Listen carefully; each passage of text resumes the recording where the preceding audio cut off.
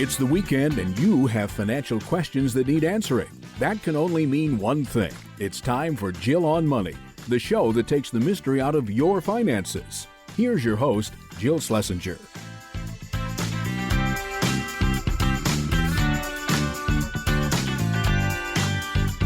Welcome, welcome. It's the Jill on Money Show, the program that takes the mystery out of your financial life. I am Jill Schlesinger, CBS News business analyst and also a certified financial planner. If you've got a question about anything remotely financial, any big decision you're trying to make in your life, just go to our website, jillonmoney.com, click the Contact Us button, and let us know if you would be willing to come on the air live. While you're on the website, just bookmark it. I know you'll want to come back to it over and over, and then when anything bubbles up, it'll be there for you, ready to rock and roll. Today, we're starting the program with a long-distance listener. It's Graham from Australia. So, Graham, what is going on? How long have you been in Australia? We've been here for a few years now on a short-term assignment that, just like in high school, I could never seem to finish my assignments on time. So they kept extending and ended up with a permanent position here with a company that's an affiliate of a U.S. company, or actually it's the U.S. company was an affiliate of the Australian company. So as a result, I've contributed quite a bit to my 401k up in the U.S., probably just over 600k despite the recent turndowns. And I'm probably retiring in the next little while. And we'll probably stay here and live off some cash that we've built up here. We've also got retirement accounts here, as you can imagine.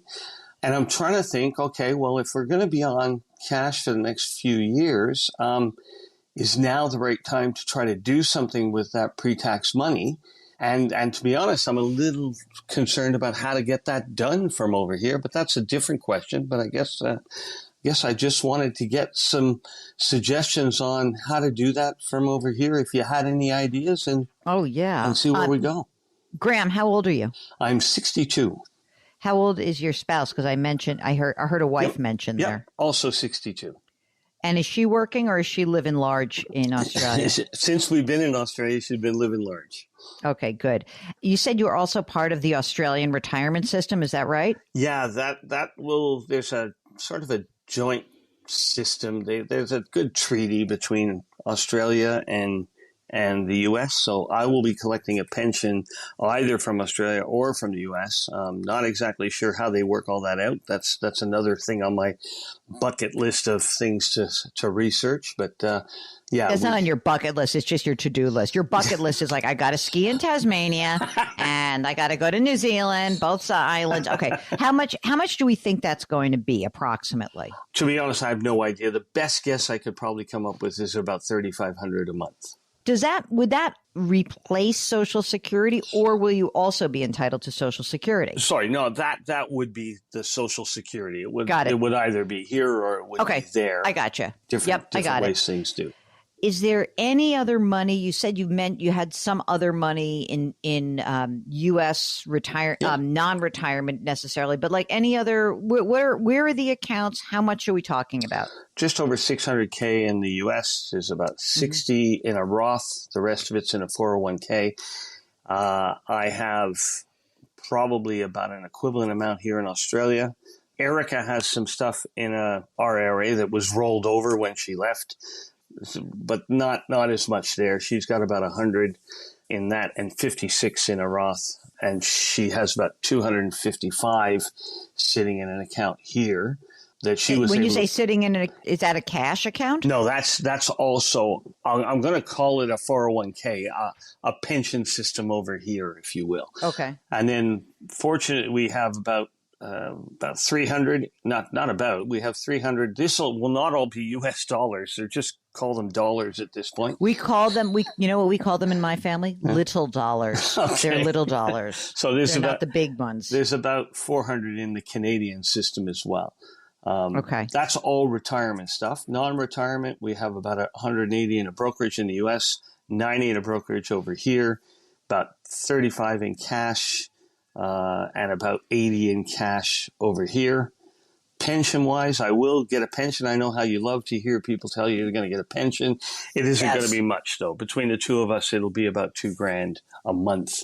But wait a second. So that's $2,000 in a pension. When would that fire up? At what age? Anytime we want. We're both like fully vested. It's, Okay. it just adds to our taxable income. So Mm-hmm. we haven't pulled the trigger on that yet. We're going to start pulling the trigger on that probably this year, just because they're both the survivorship type things. I think mine gets her 60% and hers gets me 100%. Okay, so that $2,000 a month pension, and then on top of that would be $3,500 a month in some sort of retirement system, Social Security, Australian retirement system payment. And what age would that kick in? 67? 70 is the magic number in Australia. Okay. And then the magic numbers in the U.S. Yeah, so 70 is good. So, and how much do you earn right now, Graham? Right now, I went part-time, so I'm not earning as much as I used to. But right now, about $160K. What do you need to live on there? Did you buy something or are you renting? No, we've been renting because it was always short-term. I don't mind saying the housing market in Australia is a completely different beast. The housing is, you're talking 2-3 million to live in something that you would normally think. I was in Colorado before, and it wasn't, same kind of house. Colorado would be 700 or 800. So it's a completely different beast. We've been renting. We've been following that sort of 5% rule, and it just doesn't make sense to purchase when our rent is well less than 5% of what we would be buying. Yeah. So how much do you guys need to live on in Australia? So so you're 62 and then you're going part-time, and then are you going to work this year and then you're going to be done? Is that the game plan? As soon as I can break into the consultancy market, I'm going to be done. Okay. So 100 grand is probably what we need to live over here. Okay. I think a similar number over there would probably be around 80.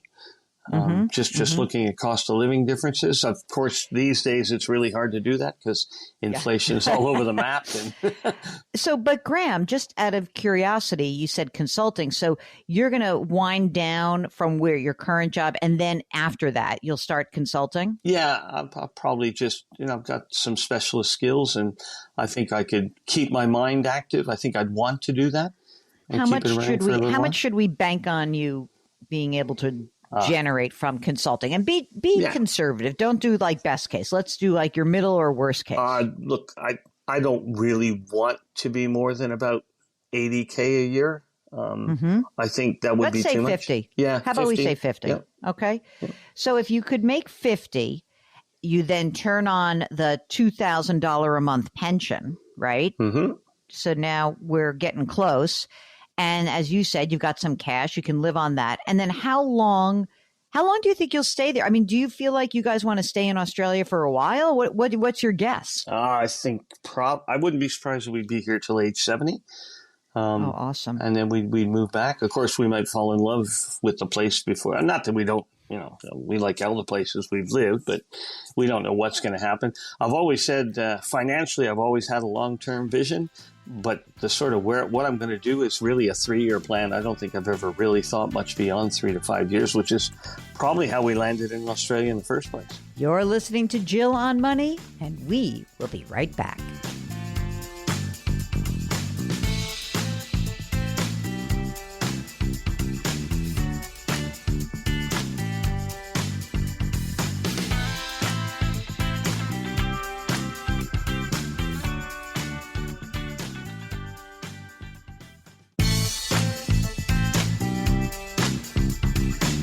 Back to Jill on Money, where Jill Schlesinger helps you take the mystery out of your finances.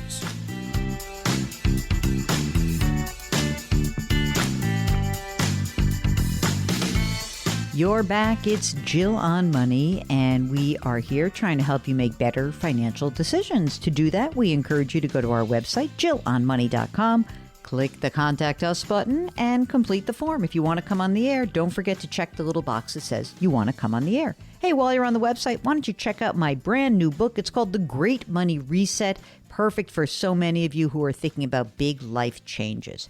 Okay, now let's get back to our listener, Graham, who's on the line from Australia. You seem to have a large chunk of money, but you have large chunks, rather, in many different places, right? So are you managing this all yourselves? To some extent, yes, Jill. One of the big challenges, and you would know this, is that it's hard to buy financial products in Australia from somebody over there, and it's hard to buy U.S. products from somebody over here.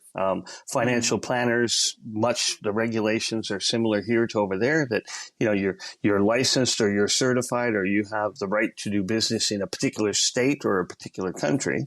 To talk to the big guys who would really be able to give you advice across the map, usually they're looking at people who have net worths, with an extra zero over what I have. So, or they charge an arm and a leg, and I'm a bit frugal with my money. I consider myself to be financially smart, but I can't express to my clients that, hey, you should really come to me for advice when you need it. I can't at the same time not go to some people and ask them for advice when I need it. So to some extent, that was why I started listening to your podcast and why I've reached out to you at this point. So I'm just going to ask you, in general, if you feel like you are financially sound, do you feel comfortable with where you are right now? Because I'm going to give you my opinion, but I'm just wondering how you're feeling. I think it's one of those that I don't think I'll ever feel really comfortable, but I'm not worried, right? The market's taken a turn. I know that if I wait that out, things will come back. And I think if Eric and I had to, we'd live on whatever we could live, whatever we would have to live on. So, well, also you're willing to work. I mean, so you're 62 and you're saying I'll work for 8 more years. So I'm going to just say, Graham, you're in great shape. You got a lot of money, even if they were little dollars and big dollars. I mean, I think you're not in any sort of danger at all. At all. You're, in fact, in amazing shape, right? Because you just drill down on all the different things. And I started scrawling and all, in my notes. I'm like, wait, there's 255 here, but then there's 400 here, and then there's 180 here. But there's a lot of money here, right? You can imagine the spreadsheet I used to try and keep track of it all. It's a lot. I mean, that's why I was asking whether you're doing it yourselves or someone else is taking care of this for you. I mean, what I think would be helpful for you is that when you actually step down from this current job, that you try to consolidate all of your accounts in one place to make it easier for you to manage it. That's number one. So it seems to me you've got 3 buckets and you're going to have to do it, country by country. But what I would say is it would be very helpful if you could have one organization per country to do this. Because where's the Australian money? Like, is it in investment account? Like, where is that? They run the sort of, they call it the super accounts. So the 401k type accounts. Usually that is pulled together with your company. And then if you change companies, you can move it on. So it's not very different from how your 401k might start with principal. And then if you, when Erica left her company and ceased employment, she rolled it over into our American funds as an IRA there. So to some extent, they are very much with not quite one company. I've got my stuff in one company, principal, which, I would like to try to do something with. And that's part of the reason for the call. And we've got all of our other stuff in American funds, and we're sort of self-managing that since we left. We had an advisor over there, but since we've been over here for as long as we have, we've sort of canceled that relationship. It was a pay for advice relationship rather than a percentage of the fund kind of thing. And over here, we have a financial planner who works for us on a, not a per diem, but a percentage of the portfolio. It's good that it's down around 0.8. It's around 0.8%. So that's not too bad. Well, Graham, would that person ever work for you hourly or like on a fee-based model so that they could really see? The only reason you could maybe have them look at everything if you had a fee-based, I'm just wondering if that's a possibility. I'll have to talk to her about it, but I think there was that option when the relation first started up. I just think like you're going to have a lot of income. I mean, if you say, okay, my need's $100,000 a year, right? If you're going to consult now for, let's just say 5 years or so, okay? And you can make $50,000 and you're going to have the $24,000 in the pension. You're 3/4 of the way there, okay? And then you're going to use some cash. Like you said, you've got a bunch of cash that you can use. I'll tell you what I would actually be thinking about is, so you've got 180 in a U.S. brokerage, right? And then you said you also have, was it 90 in an Australian brokerage? Correct. Yep. So the idea is that we would want you to use the Australian assets while you're there, right? I wouldn't start futzing around and trying to move money. You have 90 grand in the Australian brokerage and 80 grand in cash, the Australian cash. If you use that to kind of fill in the gaps a little bit, that would be great. And then you're going to have, let's say, for maybe you need 30 grand a year, 40 grand a year. Your taxes must be a hell of a mess. I'm just thinking about that. There's good tax treaties as well, which is good. Yeah. So what I think has to happen right now for you as you prepare for this period is that you should continue to stockpile cash. How much are you putting into retirement right now? 25.5 is the limit this year. Last year was 24, I think. So I max out every year. Should you be doing that? I mean, do you need to? I mean, at this point, why do it? Why not just pay the taxes and build up your cash position? Would that be okay? You could. Part of the salary package over here in Australia, and I have to find out whether it's how the regulations work. But when you actually work over here, your salary package is automatic. There's a certain amount of your salary that goes into super.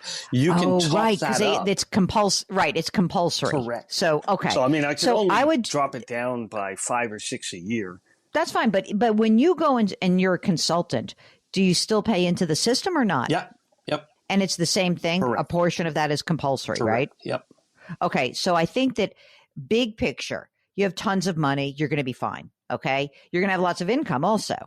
When you think about like where you are at age 70, you'll have $5,500 a month coming in, right? In general. And then you'll just supplement that with the other money that you have saved up.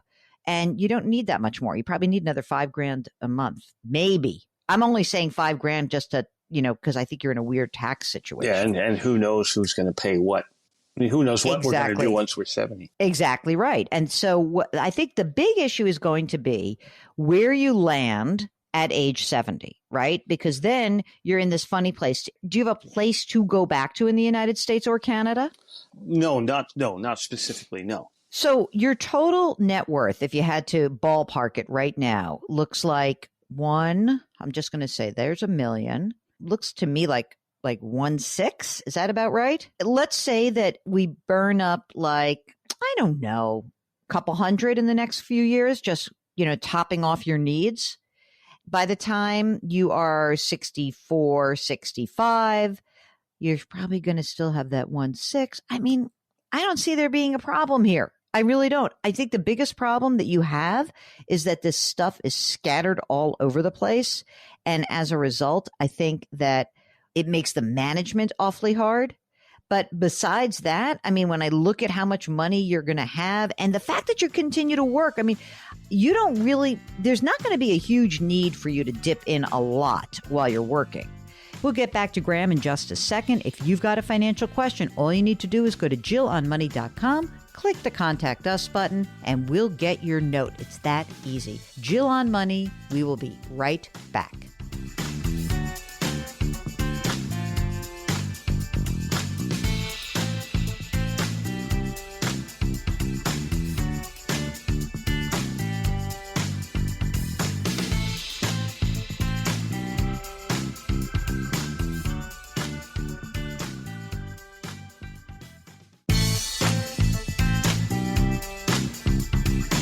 .401ks, IRAs, refinancing, she covers it all. Back to Jill on Money with Jill Schlesinger.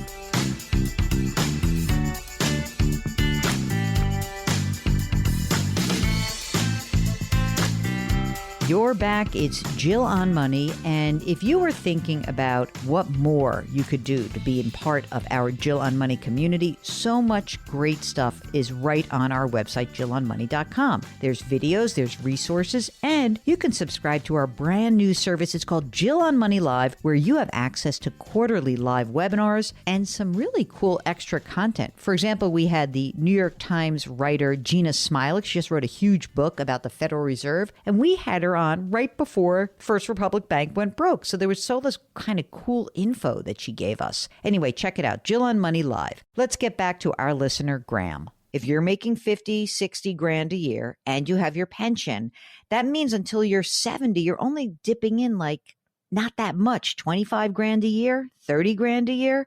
You do that for the next 8 years. You've spent 250 grand of your cash maybe. And I think you're probably underestimating what you will make, but that's okay. So, which means that you probably are at age 70, still at $1.6 million, worst case. I mean, it really, the world would have to go to blank for you to have less than 1.617 at that point. You probably have closer to 2 million is my guess. I think my biggest concern is over the next few years when my income is becoming low enough that I've got some ceiling that I can work with before the tax rate change. I can't help but wonder if that isn't the time to try to pay the taxes that I've got to pay at some point.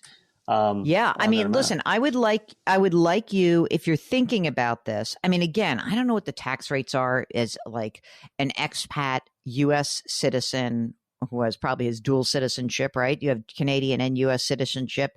So I don't know what the tax hit would be, but if you could get money out if this is a lower tax bracket time for you in Australia, then sure, take the money out of the retirement system and don't use the cash. But it would have to be, I think, you would be looking at pulling the money out of the Australian assets while you're in Australia. I'm not sure it makes sense in the U.S. or not. I really don't. I mean, it just feels like you're paying. Do you have a great accountant? No. Well, I think I'm a good guy, but I'm not a great accountant. Yeah. Okay. So you're doing this yourself. I mean, the taxes over here in Australia are very, very simple. I mean, the online portal that you use, you for a guy like me, you get in there and your taxes are pretty much done within an hour. The U.S. is a completely... Then how do you do the U.S.? Well, I have to get somebody. I get somebody over here from H&R Block who does expat taxes. And because of the way the tax treaties work, as long as I don't owe more tax in the U.S. than I owe over here, the tax is pretty much wiped out. It's. I don't know exactly how they do that, but essentially, as long as I'm paying enough tax in Australia, I don't pay any tax in the U.S. So you haven't paid U.S. taxes in a while, is what you're saying? Yeah, not since we got here. Okay, then in that case, I think you're right. Then you could potentially pull money out of retirement assets, although I still think you're probably going to want to pull out of you're going to be careful because I feel like if we start pulling money, let's say out of your wife's rollover 401k, for example, right? Or IRA. You start pulling money out of that, you have to be careful because then you are triggering U.S. taxes, which could push you into a different tax bracket while you're making less in Canada. But you know what the brackets are, which is, essentially, I think you said you make 160 grand now. So, you're in the 22% tax bracket. If that amount goes down to say 100 grand a year, 120 grand a year, then you could pull some money out of your pre-tax retirement accounts in the U.S., have them withhold taxes. I will tell you that, just to be careful. I would be like, at least just have them hold 10% or something.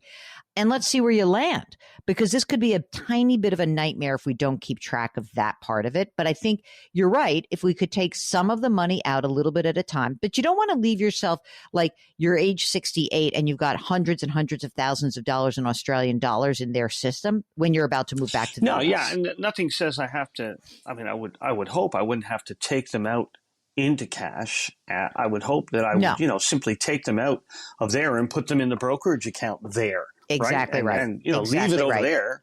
But just, what seems to be eating at me these days is okay, if I want to keep it at 22%, and look, it'd be great that if the U.S. tax system doesn't get a huge, massive overhaul and it's 22% when I'm 70 as well. But I'm expecting that tax rate to go up, and I'm saying, hey, at some point you got to pay taxes, so pay them when you can afford it, and when tax rates are lowish. Yeah, I will say this, Graham. If you had to pop up into the 24% bracket and start paying the tax that's due at 24, I wouldn't have a problem with that. I really wouldn't. I think you're in really good shape. I think this is more of a management issue, and I'd love it if you could have somebody who really helps hold your hand through this next, few years in this process. And then also have somebody that you feel comfortable with helping you manage the tax liability. It's a narrow focus, I know, but I think that, you have the same question that so many other people have, which is I'm sort of on a glide path to get to 70, right? You've had a high-powered career. You've worked really hard. You're now part-time. Then you go to consulting. Then you wind down your consulting. So again, if you made like 80 grand this year or next year, and then it goes down to 50 for a few years, you're in great shape. You have plenty of assets. I think the biggest issue is just the management of this and making sure that your tax liability is managed in a way that can help you take advantage of, all three countries, which is sort of silly, but it is kind of where you are. So it's an amazing story. Do you guys have all your estate documents done? Which is unbelievable that I'm asking that question. No, that's all right. I kind of knew you would. We actually have 3 sets of estate documents. Good Lord. Well, we don't have the medical power of attorney in the U.S. anymore. We don't have the medical power of attorney in Canada anymore. But we do have our will set up there, and we have the medical power of attorney and the other powers of attorney set up over here. We, as with anything, in the next, once we are making this life change, we need to go and open up those documents. We tend to look at them once every 10 years or so. And do you guys have kids? No. Wow. Just never, I tell my friends, I said, I obviously never figured out how. But that's amazing. It's been a blessing to, we've been, we never worried about it. We have a really healthy relationship. And, if kids were to have happened, The fact that they didn't, we're going to live life that way and not look back. You're listening to Jill on Money. More of your questions coming up right after the break.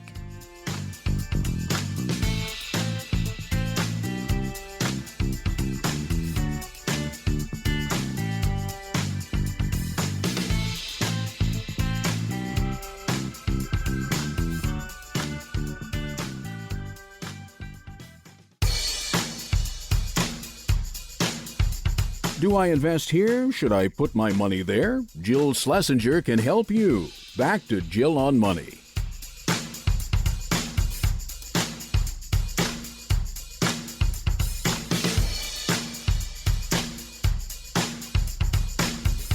You're back. It's Jill on Money, and we are here answering questions. Next up is Gary from Michigan. My financial advisor has me on a plan to retire. I'm currently 52. He has me on a plan to retire at 59, me and my wife. Okay. And I just want a sanity check to make sure this is all feasible. I like that you have an advisor who you pay, and yet you're actually checking in with us. I feel very honored that we're kind of part of your process. So tell us a little, first of all, what kind of advisor is this? Is this a fee only? How do you pay this person? Monthly fee. Yep. Through a semi-large bank. Okay. So tell us about what you and your wife do. Are you both 52? Yeah, we're both 52. Do you both work? Yes, we do. Okay. Tell me about the income that you guys have.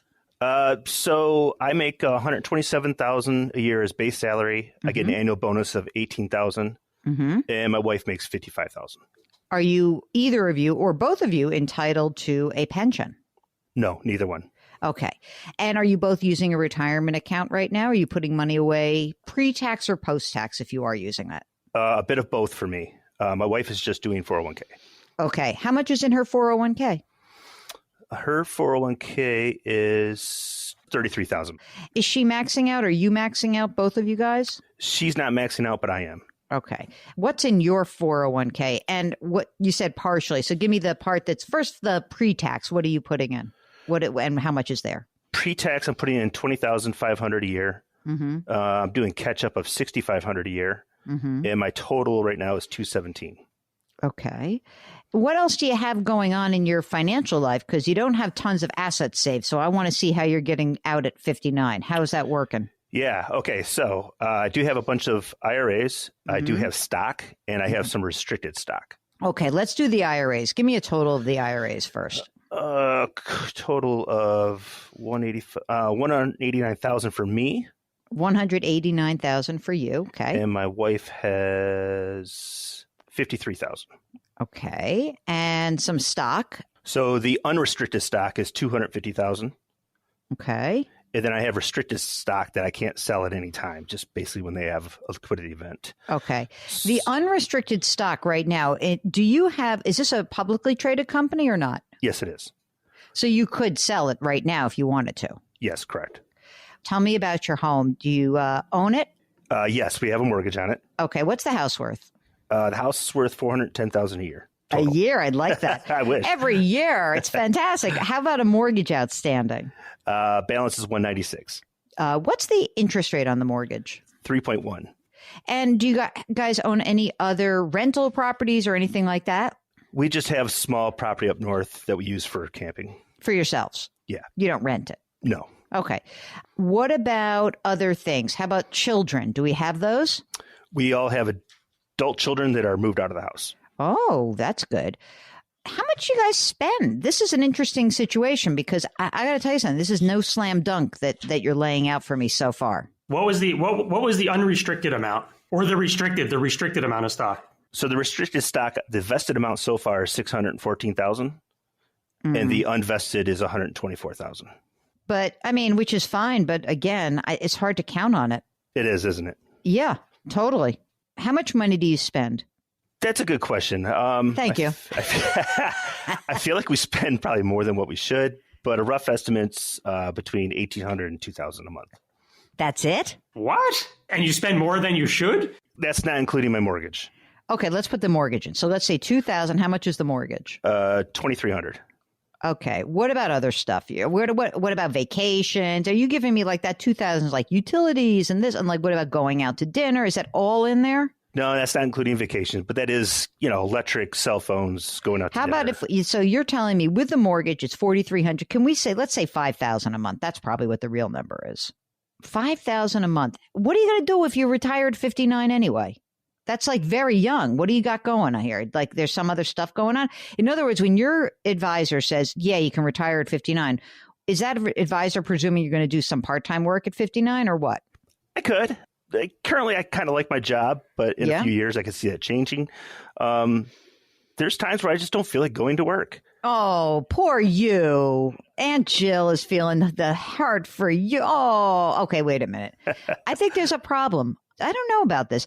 I presume that the way the advisor is looking at it is the advisor is saying you have $750,000 of this restricted stock, right? Vested, unvested, right? And I presume that what this person is doing is saying, okay, between the restricted and the unrestricted, there's $1 million, right?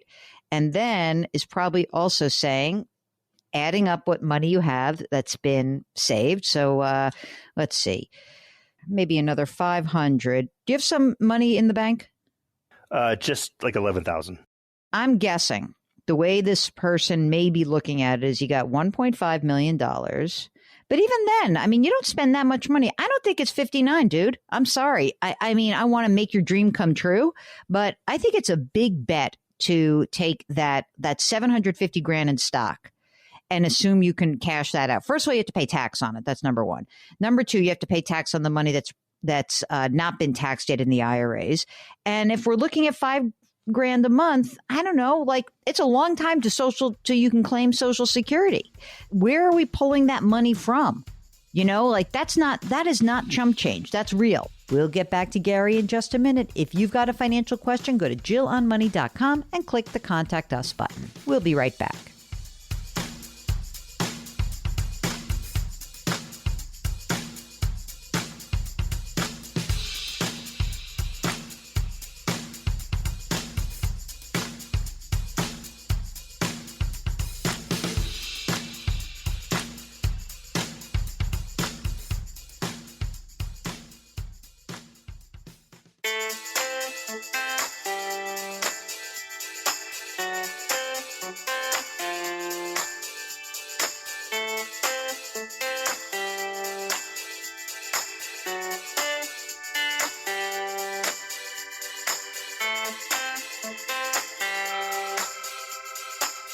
You're back. It's Jill on Money, the program that tries to take the mystery out of your financial life. Let's go back and see what we can do for Gary from Michigan. What I see is this.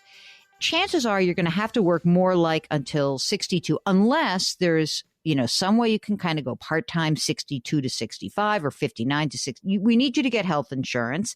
We need you to keep covering your expenses. And then once your Social Security can kick in, you can float a couple of years before Social Security. I'm not certain And I don't feel good about floating 8 years before Social Security. 8 years at 72 grand, that's a lot. But again, I feel like I could totally be proven wrong, happily, by the way, if all of a sudden, like, there's a liquidity event and you call me in 2 years and you say, guess what, Aunt Jill? Guess what? That money, that's 750 grand in restricted and unrestricted, it's $1.5 million. And then I think we're talking. But I think until the liquidity event, it's very difficult to plan on that. Mark, do you agree? I agree. I'm not ruling it out completely. I think it's possible. The good news is they still have several working years where they're going to be saving a lot of money. So that's good. They're going to keep accumulating. It's going to keep growing. But the stock is the real wild card. Exactly. We don't know how it's going to play out. And I don't want you to pin all of your hopes on that, because I also don't want you to be crushed if it doesn't happen that way. I'd rather you have oh, what a pleasant surprise. This thing happened and there's a windfall versus, oh my God, I'm 61. I'm killing myself. I can't believe this didn't happen. If you guys can kind of wrap your heads around that, then I'm game. I'm like, okay, cool. Yeah, I hope that happens also. I would feel so much better if you could start pulling some of that money out, paying the tax that's due, diversifying. And, if you're wrong, then the other part of the portfolio is going up dramatically. And if you're right, you're going to be happy you did. If you've got a financial question, we'd love to have you join us on the air. Just go to JillOnMoney.com, click the Contact Us button, and we do all the rest. We'll be right back.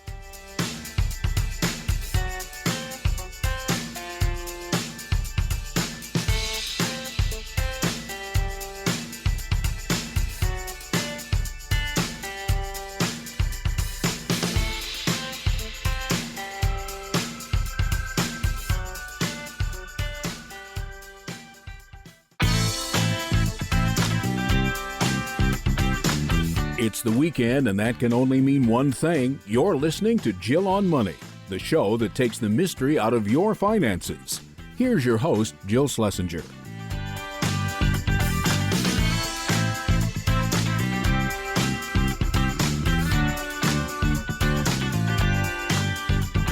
Welcome back. It's hour number 2 of the Jill on Money show, and we are here trying to help you make good financial decisions, or at least better ones. To ask us your financial question or your life question, just go to our website, JillOnMoney.com, and click the Contact Us button. Let us know if you'd be willing to come on the air live. While you're on the website, don't forget to sign up for the free weekly newsletter. It comes out every Friday. A perfect tune-up for your weekend listening. Let's talk to Olivia from Texas. Hi, Olivia. How are you? What can we do for you today?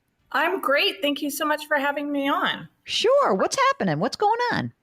So I just wanted to check in with you guys. I listen to the program every day and wanted to check in on some ideas on maybe taking a career hiatus from my full-time job to be a teacher for a year. This is fascinating. Wait, you want to take a career hiatus from being a teacher, or you'd like to try being a teacher?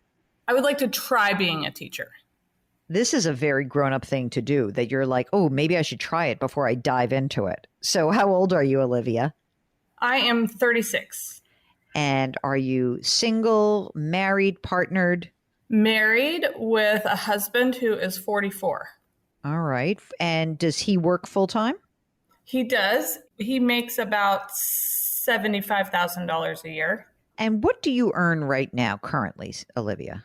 I earn about $140,000 with a 10% bonus. Okay.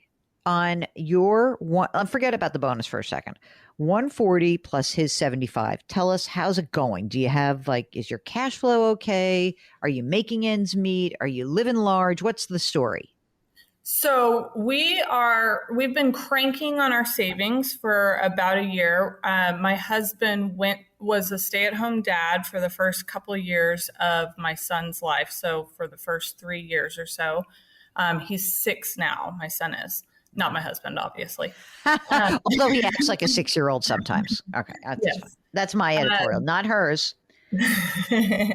So we are maxing out my 401k. My husband doesn't have a 401k, but we contribute to a brokerage as if it were the limits of the 401k. So that's awesome.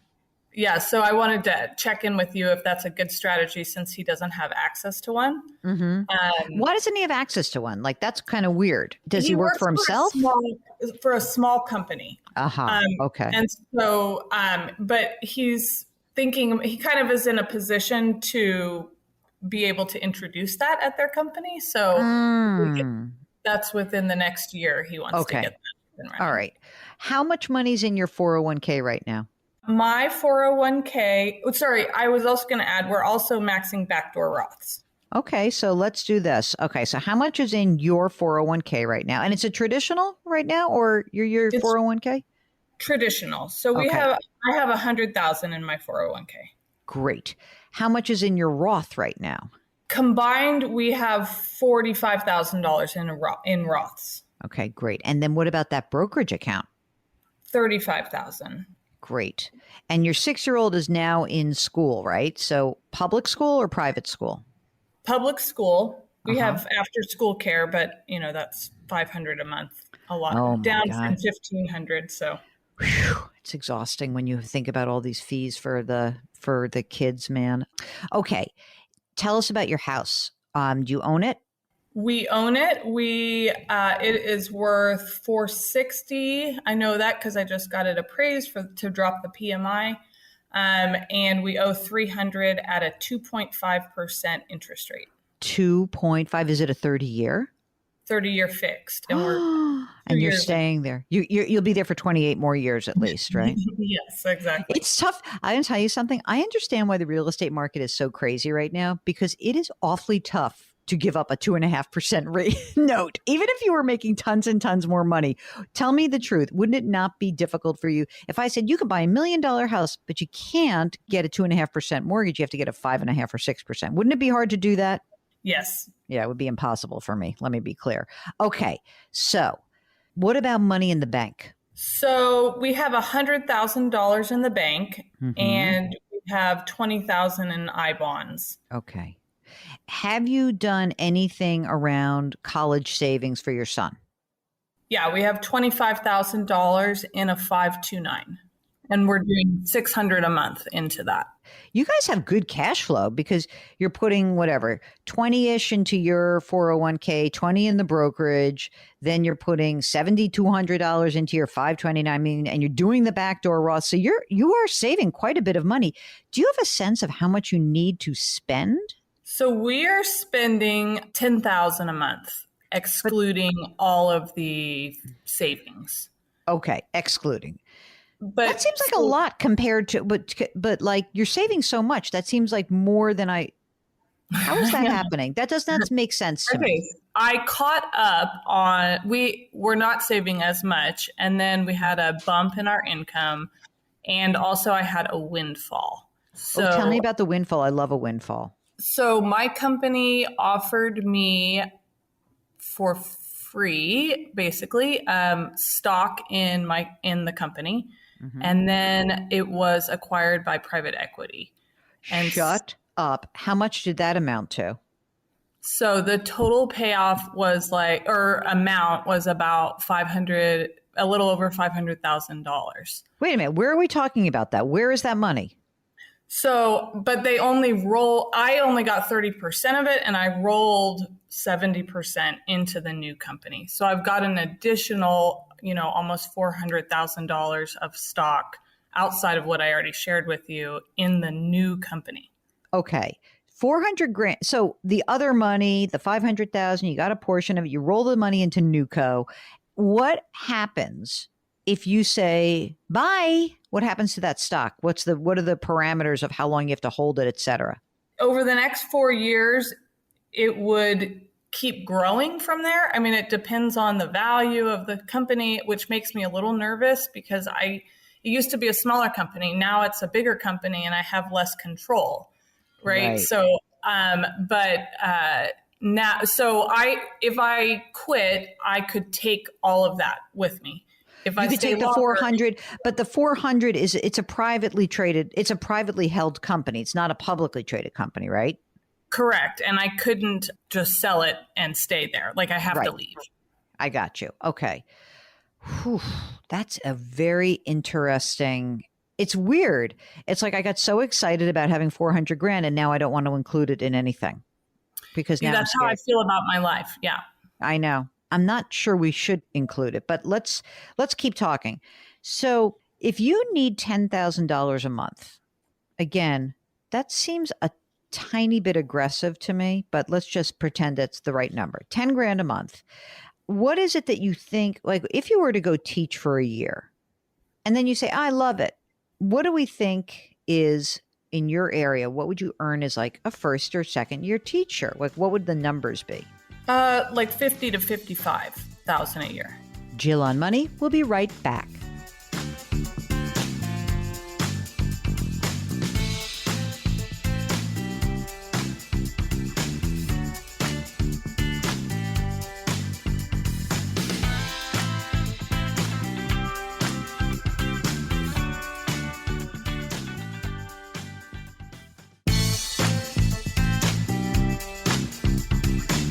Back to Jill on Money, where Jill Schlesinger helps you take the mystery out of your finances.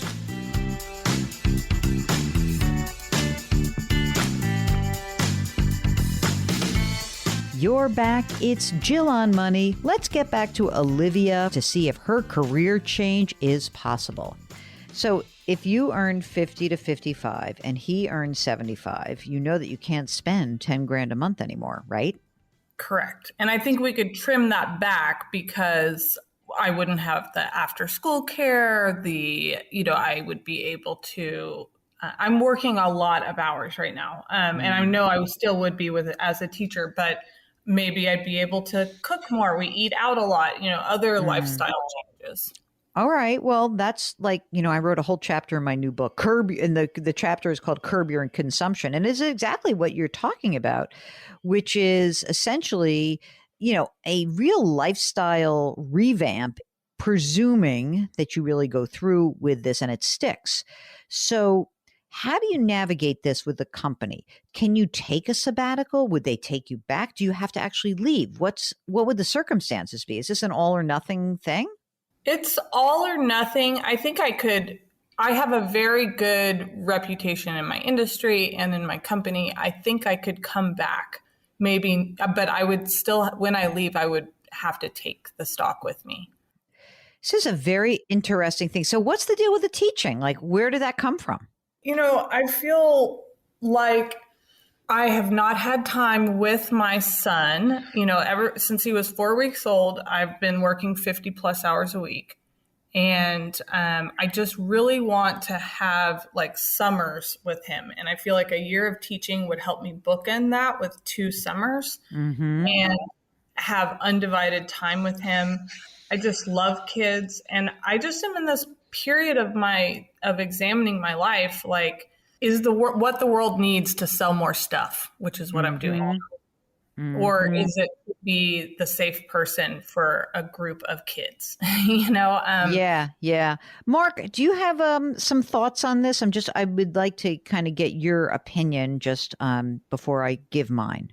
I'm fully on board. I think if this is what she wants to do, she should try it and see how it goes. It sounds like she has the backup plan. She has a good reputation, possibly even going back to the company she would leave. If not, it sounds like she would find a job if she had to rather easily. So I say go for it. Okay. So I was going to say the same thing. So presuming that you are going to go for it, there's some things I want to think about. Number one is your husband's employer, since they don't have a 401k, do they have health insurance? They do have health insurance. Okay, good. So we can, I don't know if you're able to get a full-time teaching gig right out of the bat, but I just want you to be able to be covered. The next thing is the money that you have in the bank, we keep in the bank. I think that for now, when would you think to do this? Would this be the end of May? Like, I don't know, what are you thinking about to pulling the trigger on it? So I'm thinking of pulling the trigger in a year. A year. Okay. Yeah. So that, I have to give, a few months notice. So I could do it a year from now and then be prepared to have the summer with him and then start, and maybe do some certification classes, alternative certification classes over the course of the next year. Mark, how would you feel if we pulled back on her 401k contribution and just put more money into brokerage? I mean, keep doing the backdoor Roths, but pull back on her 401k contribution, because I feel like I still want to like stockpile some cash. Yeah, I would do that. Obviously get the match, whatever the match is, but then I would want that money accessible. Yeah, me too. And in the brokerage account, by the way, it's okay if it's not so risky. Like it can be like you have a ton of risk with this $400,000 investment, but I really don't even want to I'm not considering it because it's illiquid. You have no control over it. Even if it vests in 4 years, it would be like, okay, fine. You get it in 4 years. And so what? Something has to happen to the company, to the new company. You know, there has to be a liquidity event, and there may not be. And it could go from $400,000 value to zero, right? By the way, did they want you to roll it into the new company, or was that your choice? They wanted me to roll it. But you actually had a choice, but you got strong-armed?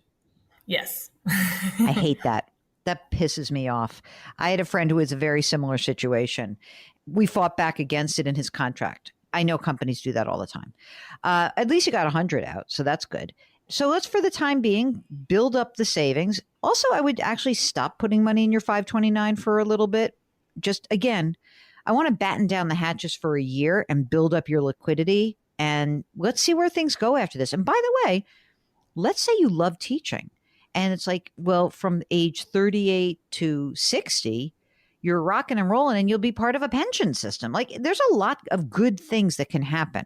So I think to give yourself the best choice, see if you like it for a year. If you don't, you go back to the way it was. Maybe you'll do it with a company that's not quite as insane work-wise for you. But also maybe you're just going to go someplace else or someplace different or whatever. But I think this is a 1-year experiment. I'm on board with it. I think you build up the cash you need ahead of that. Make sure you check in on all the benefits. And, you know, if your husband could potentially have a retirement option through his employer, it might be easier. But you know what? If you're just putting both of you doing backdoor Roths, that could be a good thing too. It really could be. And I think you'll be in good shape.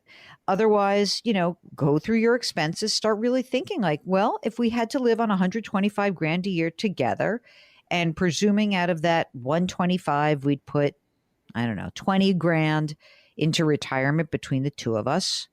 And then we would have to actually figure out how to pay taxes. And how can we live? Can we live on 6 grand a month? Can you live on 7 grand a month? Go through and look at those expenses, see what's going on. I think that would be really helpful in advance of the process. Do you receive any other benefits through work, like life insurance or anything like that? I do. We have our own life insurance policies. Okay. What do you have? 30-year term, $1 million benefit. Okay, great. And there's nothing else that's out there in terms of like other weird old life insurance policies or anything like that? No. So one other thing to consider, or I guess maybe 2 other things, is like I feel like I have obligations in the next 3 to 5 years maybe.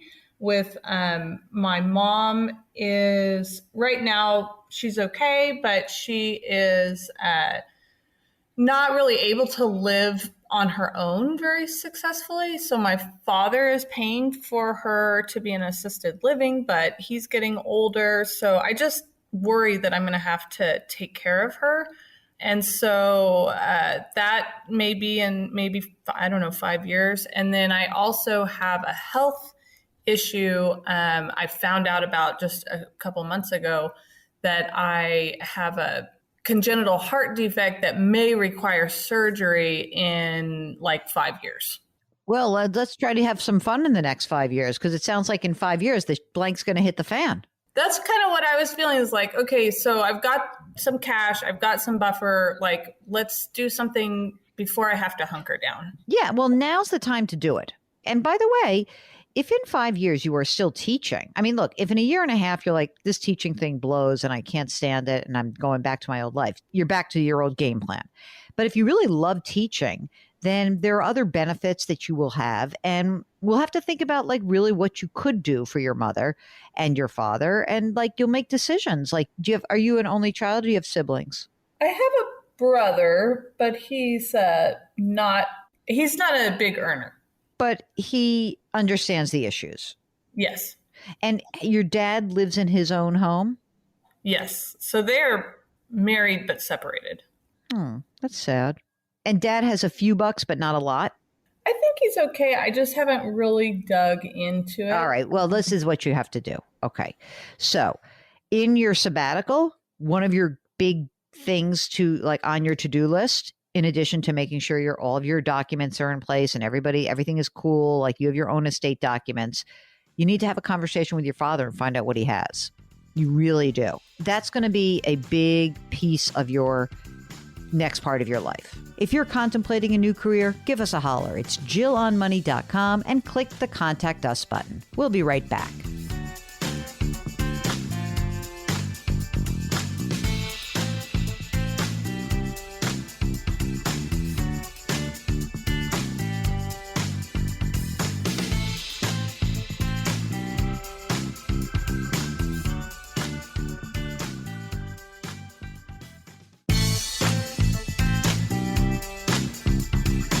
.401ks, IRAs, refinancing, she covers it all. Back to Jill on Money with Jill Schlesinger.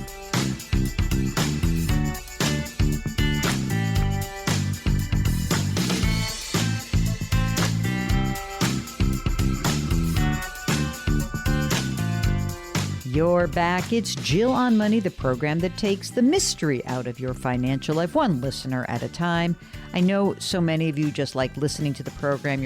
We're kind of like all voyeurs in some ways. But if you would like some information that is more tailored to you and your situation, just give us a holler. Go to JillOnMoney.com, click the Contact Us button, and we would be delighted to bring you on the air live with us. That is what we are doing right now. We're going to talk to Donna from New York. Donna, this is what got me. It said in your subject, retired to refired. So tell us what's going on and how have you been refired? I retired from New York Supreme Court. I had 31 and a half years, and I retired in June with a pension.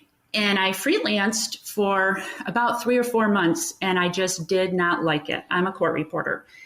Did not like it. So I pre-ordered your book and decided it was time to upend my life. And your book arrived 3 days after I accepted a federal job in Virginia. Awesome. Awesome. Okay. So first of all, how old are you, Donna? 57. Okay. And so what's the pension? You have this New York State pension, right? I actually have 2 pensions. My New York State pension is $84,000. Oh my gosh. Okay. I have a $6,300 military disability each year that I don't pay taxes on. And then I retired from active duty and reserves with 30 years in, and I will draw that pension in about another year and a half. That pension will be $15,000. Wait a minute. So in 18 months, you will have not only your taxable New York pension of $84,000, which is taxable federal, but not New York. Right. As long as you live in New York or always? Just if I live in New York. Okay, got it. So there's that $84,000. Then there's the disability, which is $6,300. That's per year, right? Yes. And then this third one, which will kick in 18 months, of $15,000. So 3 sources of income, right? Yes. Oh my gosh. I mean, that's a lot of money. Donna, can you live on that amount of money? I mean, just again, in 18 months, if we look forward, can you live on this $106,000 a year? I'm moving to the Virginia Beach area, but I have no debt, and I am in the process of selling my house, which has quite a bit of equity. So I think I'll be fine. Are you single? Are you partnered? What's your story? I'm single. My son is fully launched, no student loans. How old is he? 27. Great. Okay. And you said you have a house that you're selling. What's going to be the cash that comes out of the house? I think I'll net about $300,000. Wow. Okay. But you're not going to buy straight away. You're going to rent for a bit, right? Yes. Okay. So what do you figure your expenses are going to be when you go and make this move in Virginia? So you mean my monthly expenses once I arrive? Yeah. I can live very comfortably off of $7,000 a month. Okay, great. And what will your new salary be? $92,000, and they match my TSP 5%. You got to have a lot of money saved. You sound like a saver to me. Tell us about how you have saved before you had this job. So what have you accumulated? I have a 457B through New York State deferred comp. That's $1.2 million. What else? I have mutual funds of $13,000, a money market of $8,000, a savings of $10,000. Okay. And the deferred comp, that 1.2, Donna, that is pre-tax, right? 200,000 of it, about 200,000 is a Roth. Okay. So, I mean, Donna, what's our problem? I'm so excited. I feel like I'm on the edge of my seat. Can't wait to hear what you're going to do next. But what are the issues that are looming for you? What questions can we help you answer? My biggest question is I'm moving to Virginia, so I have to pay state taxes at the Virginia rate on my New York pension, in addition to paying it on my new federal position. And I don't feel like I have enough liquid assets. Hopefully the house will sell quick and I'll put that money into mutual funds or something. Mm-hmm. But I don't know whether to do the $30,000 pre-tax or Roth with my TSP or whether to just do the 5% match and throw the balance into Yeah, I'm thinking the 5%. Mark, what are you thinking? Because it is funny because of there's so much money that she's built up already and has money and cash flow. But I mean, when you're earning all this money, even though you haven't gotten the 15,000 yet, I mean, the 84,000 plus your 92,000, you should be able to just build up your non-retirement accounts pretty sizably and pretty quickly, I think. But the question, I guess, is, do you think you're going to end up being a renter, or are you the kind of person like, oh, I'm not going to feel good unless I buy? I mean, like, what is your intention, you think? I would like to buy. I'm in a lease for a year. Mm-hmm. And it's going to be about $3,000 a month where I am, but it's just too small. I'd like to buy again. Okay. So, Mark, do you agree that we need to build up some of this cash reserves and non-retirement investing? I think for the time being, and definitely until the house is sold. But if she is going to eventually contribute, Donna, how long do you think you're going to keep working? I have an underlying medical condition, so I'm hoping I can do 10 years. If you eventually do contribute to your retirement plan at work, I would 100% do Roth, because you are going to have so much income. I mean, you already have it coming in, so you're going to have a lot of pre-tax money. I would do Roth. Yeah, I would too. And it's a funny thing because I know that kind of hurts when you think about, well, it's more taxes, and this New York pension is now going to be taxable because I'm not living in the state of New York. But I mean, just to put a fine point on it, you know, you will be, I would say mostly, I think, let me just read that. Let me just do this quickly. So I have the 90 grand in pension, and then the 92 is 180. So, you know, the highest bracket you'll be in is 24%. We'll get back to Donna in just a minute. If you would like to join us on the air, just go to JillOnMoney.com. So much great stuff is right on our website. There's videos, there's resources, and you can subscribe to our brand new service. It's called Jill on Money Live, where you have access to quarterly live webinars and some really cool extra content. For example, we had the New York Times writer Gina Smilik. She just wrote a huge book about the Federal Reserve. Anyway, check it out, Jill on Money Live. We will be right back.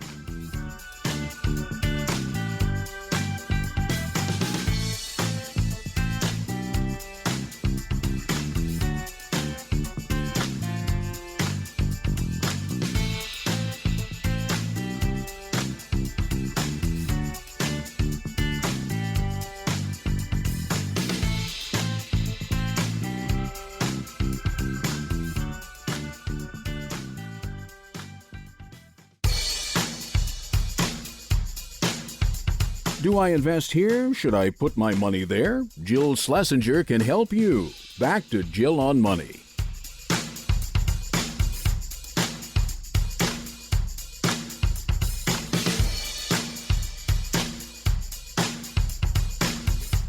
You're back. It's Jill on Money. And if you're thinking, gosh, I just would like to do more with the Jill on Money community, I'd like to be more involved, I'd like to see more of what Jill and Mark are up to, I've got a great idea.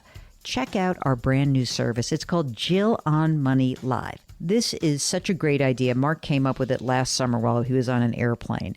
And what we're doing is we are charging you a very small amount of money, $35 for a year. And for that $35, you have access to quarterly live webinars. So 4 webinars, which is great. And we'll also put up special content from time to time, like an extra interview here and there, or something that I think is important that you might want to know. So if you would like to join that part of the community, the one behind the paywall, just go to jillonmoney.com and you'll see a link and it'll say Jill on Money Live. And there you can subscribe for the next year for $35 to all this great extra content. Now, if you don't want to spend $35, there's lots of free content on the website. We've got links to our other 2 programs, the Jill on Money podcast, the Money Watch podcast. I've got a blog where I often go in depth on things that are in the news, videos, links to buy my book, The Great Money Reset, and a resources section. So much there for you. All right, right now, let's get back to Donna from New York. We're going to check out this overall game plan. When you retire and then you start to get that third pension and you then claim Social Security eventually, you'll get some Social Security, right? You don't have do you have the carve out, or will you be entitled to Social Security? I'm entitled, and I actually have those numbers for you. If you want. What? Tell us what is it at 70? At age 70? At 70, it's $54,000. Good Lord! I mean, I think you're going to have a lot of income, and so I agree with Mark. I think it should be Roth. Get the match. I guess that the house thing is going to be really interesting because there is also a world in which, if you were to buy a place in this higher income area, right, the high cost of living area, do you have any sense of what it would cost you? In other words, I don't know the area, but are we talking about, like, for you to get something you'd want, we're talking about $1 million or 800,000 or something? What do you think it is? About 450 to 500,000. Oh, you're so golden. You're so golden. You really are. So here's what I would do. Keep this 300 liquid for a year. I mean, literally, I would not invest that 300. I really wouldn't, because I feel like even if you start looking, you could start looking in 9 months from now, you have to pull the trigger and find something.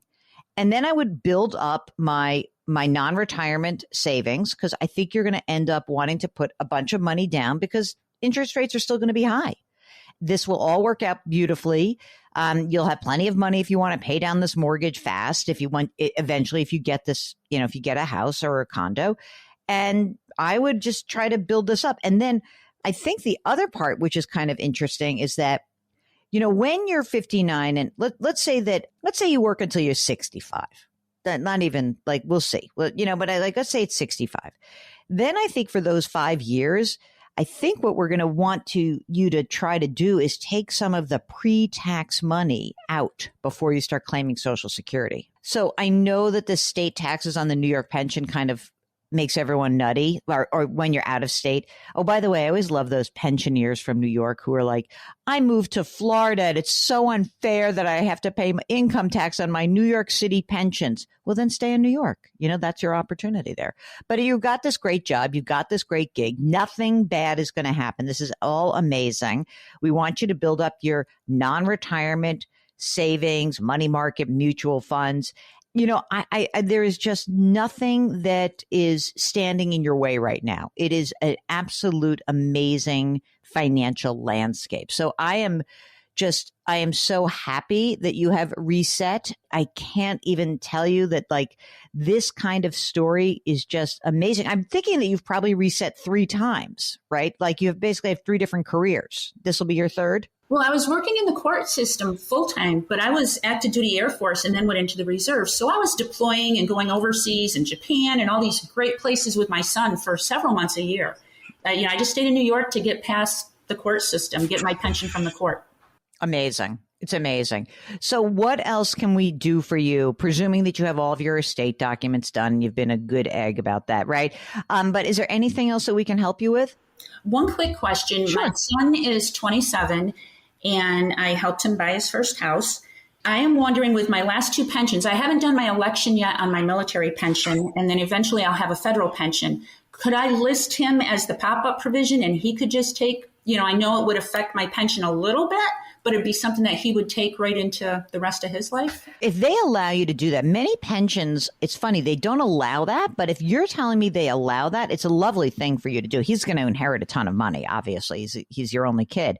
But yeah, I mean, I don't think it's a problem. Some people listening are going to be like, wait, I couldn't do that with my pension, because some pensions are only spousal beneficiaries. They'll only allow you to do that. But if they let you do it, I mean, as long as he wants it. What does he do for a living? He's a cyber engineer for a government contractor. Oh, come on. He doesn't need the money. Oh, I love him.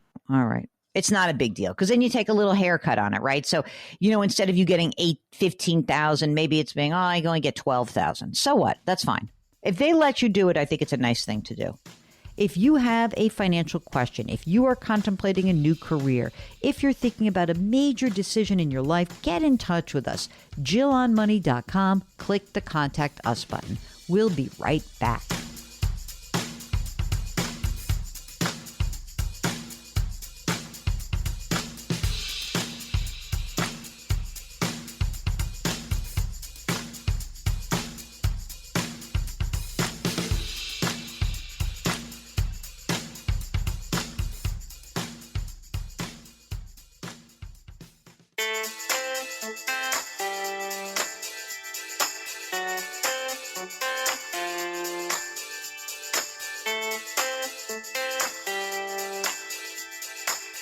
You're back. It's Jill on Money. And before we conclude the show for today, let's do an email. This is from Joe, who writes, I would really appreciate your opinion on opening a 529 plan for my new grandchild. With the markets in the shape they're in, I just hate to watch the investments go into a downward spiral. I've been waiting for things to get better and waiting and waiting. Should I continue to wait, or what alternatives would you recommend? Well, Joe, let's remember that we are talking about an 18-year time horizon for this new grandchild. So you really don't have to worry about what's happening today. This is an investment for the long term, 18 years. And really, we know that market timing doesn't work. I know that you know this down to your core, but it's hard still.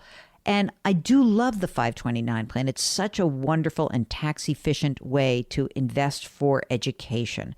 So here's what I would like to say. If you're going to open the account and you're really freaking out, maybe you don't put a lump sum in. Maybe you can put some amount every single month for a while. And the reality is, I don't think you'll look back and say, gosh, I missed the bottom. But I do think the sooner you start, the better off this kid's going to be. So I really do encourage you to get going. Don't try to time the market. Try not to make yourself nuts, and know that an 18-year time horizon is a really long time.